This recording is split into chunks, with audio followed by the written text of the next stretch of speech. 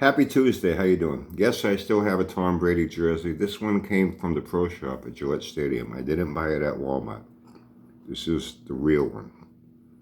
The high quality, real, authentic, approved NFL Tom Brady jersey.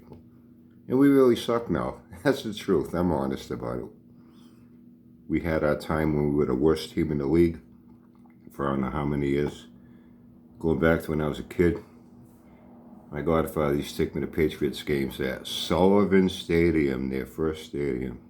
No, Schaefer Stadium. Schaefer Stadium. Then the team got bought by the Sullivan family.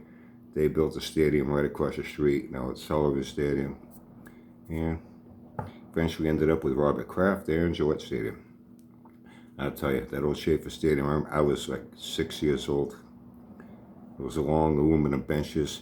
A lot of high school football teams and stadiums today are a better fucking stadium than what that was back then. It was terrible. But hey, I was a kid. I was excited just to be there. And then I saw Steve Grogan, their quarterback, play. Man, did that guy get fucking beat up on the field. It was painful just to watch fucking games. And he played through a lot of shit. I don't know how many neck surgeries. He was pretty good. We just had a terrible team in general. And I met him once. When he retired, he stayed here in Massachusetts. He opened up a sporting goods shop. Pretty successful sporting goods shop. And a pretty good guy in general. So I saw the Patriots for all their shitty years. I saw the Jim Plunkett years. The Tony Eason years. The Matt Cavanaugh years. Then along comes Drew Bledsoe and that one hit that took him out of a game allowed Tom Brady to come in, and the rest is history.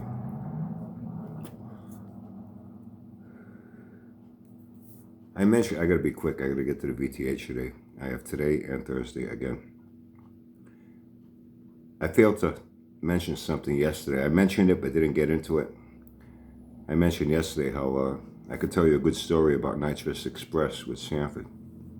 You're gonna love this one. You know he's a fucking hustler. If he can try to scam people, get something for nothing, he will. That's the story behind this Nitrous Express. If you recall, back at Storage Locker City, when he first started this baby bottle rocket, 10-second sleeper, 4-door junkyard coronet, low budget project. Was that 6 years ago? He still hasn't run that fucking 10. Well, he already retired it.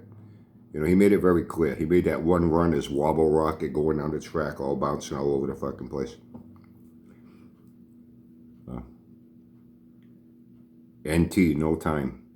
He said, if, and that's a big if it ever hits the track again, I'm not even going to say a time. Time don't matter no more. Of course time don't matter no more. They want nobody to know. It's never going to run that fucking time.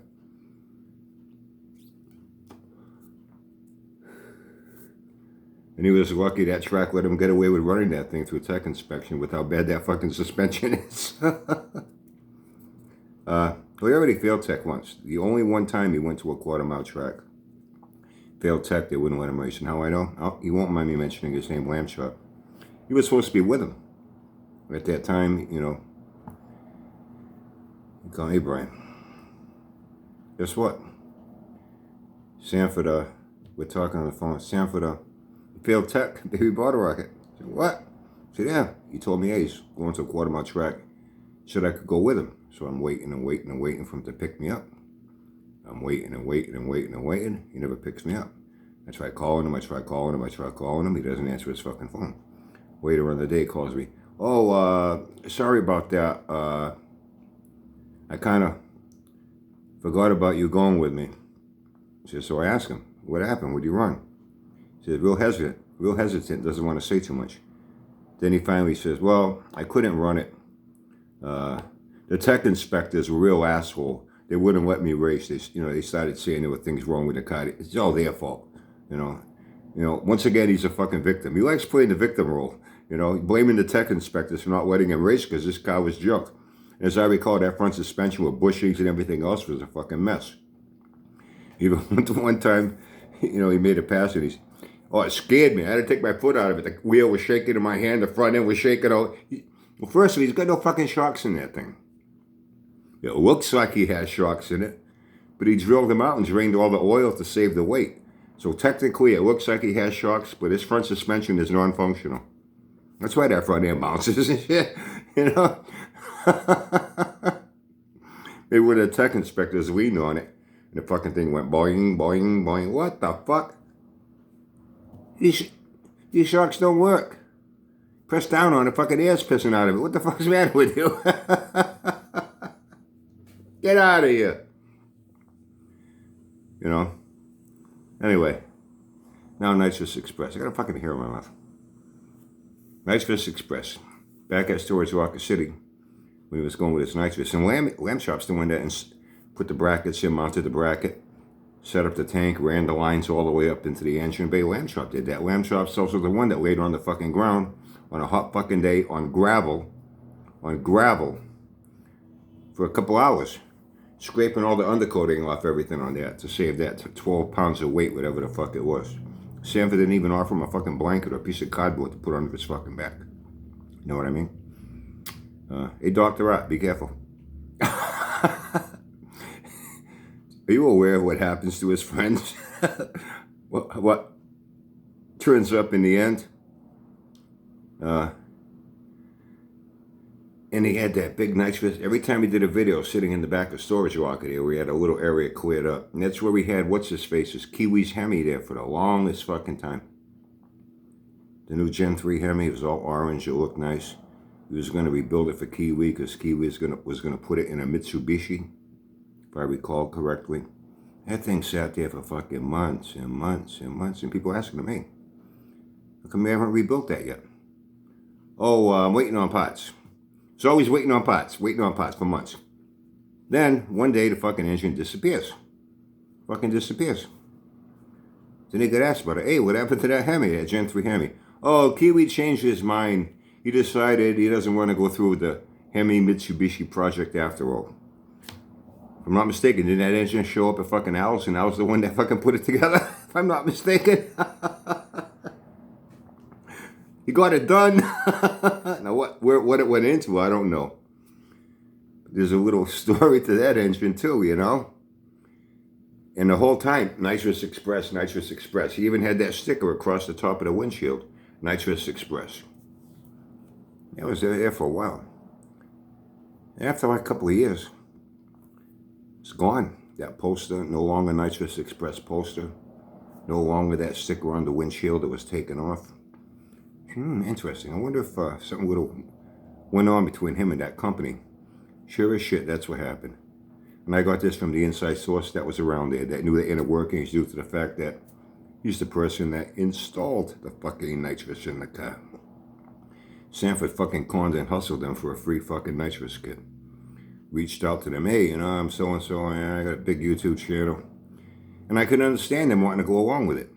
You know, if you can get some sort of good promotion, good advertisement that can really, you know, give your business a bump, why not? It's worth a shot, right? And it wasn't really going to cost them a lot of money. Hey, Wish, you know, I got this project car I'm doing. It's going to be a 4-door old sweeper, a junkyard car. I got a 318 in it that really isn't much. I'm just going to put a cam in it. On its own, it ain't much. But I'm going to get this to run a 10. But I can only do it with nitrous. You can hook me up with some nitrous, you know. It'll be good promotion for you. They'll say, wow, we got that thing to run a 10, you know, because of that nitrous is what made it happen. It'll be great promotion for you. And on their end, I can understand them saying, sure, it ain't a bad idea, okay. And they gave them all that nitrous kit. They gave everything for free. Well, time went by. More time went by. More time went by. More time went by. Wasn't doing anything with the car. More time went by.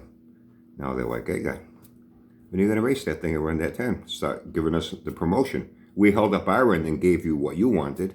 What we wanted was promotion. You're not doing that. What's up with that? Then more time went by, then they finally got to the point they said, listen, you got a free kit off us. We're not going to take it back. However, we do not want you associated with us in any way, shape, or form. You better not have anything with our name in any of your videos. or else now you'll be getting a letter from an attorney. That's why the poster came down. Sticker came off the window. You fucked them over. Bet you didn't know that. Bet you didn't know that. Once again, that does not surprise me. That does not surprise me at all with him. Anyway, hope you have a great day.